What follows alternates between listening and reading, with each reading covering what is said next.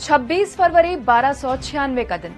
महाराष्ट्र और कर्नाटक के राजा रामचंद्र किसी खतरे से अनजान अपने महल में थे। उनका बेटा सिंघन सेना के साथ राजधानी देवगिरी यानी आज के दौलताबाद से बाहर गया हुआ था। उसी समय दिल्ली से मालवा गुजरात होते हुए अलाउद्दीन खिलजी 8000 घुड़सवार सैनिकों के साथ देवगिरी को लूटने पहुंचा।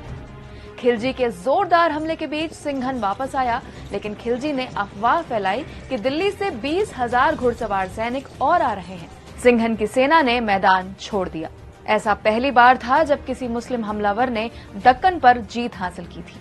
ये वही अलाउद्दीन खिलजी है जिसने चित्तौड़ की रानी पद्मावती को जौहर करने पर मजबूर कर दिया था। देवगिरी पर खिलजी के हमले के बाद महाराष्ट्र में बाहरी हमलावरों की लूटपाट अगले 350 सालों तक जारी रही। नमस्कार, मैं कृष्णा शुक्ला। दैनिक भास्कर की स्पेशल सीरीज महाराष्ट्र की कहानी के पहले एपिसोड में बात महाराष्ट्र के बनने, हिंदू राजाओं के शासन और इस्लाम के विस्तार की।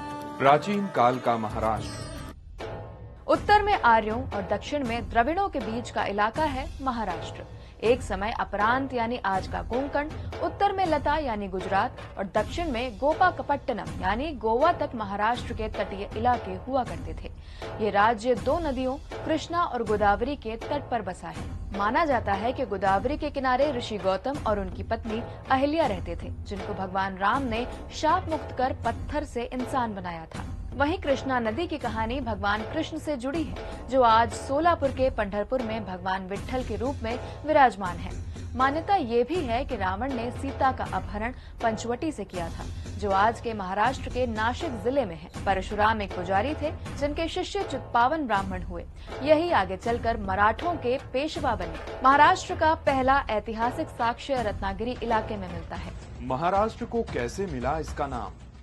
सातवाहन महाराष्ट्र का पहला राजवंश माना जाता है।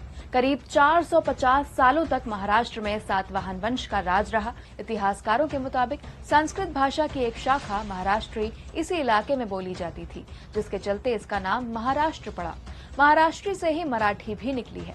सातवाहनों के बाद महाराष्ट्र में वाकाटक वंश का शासन रहा। इस दौरान महाराष्ट्र की फेमस अजंता अलोरा केव्स को भी बनाया गया। सातवाहन और वाकाटक ब्राह्मण थे, जबकि इनके बाद महाराष्ट्र पर शासन करने वाला चालुक्य साम्राज्य क्षत्रिय था। चालुक्य के बाद राष्ट्रकूटों का शासन रहा।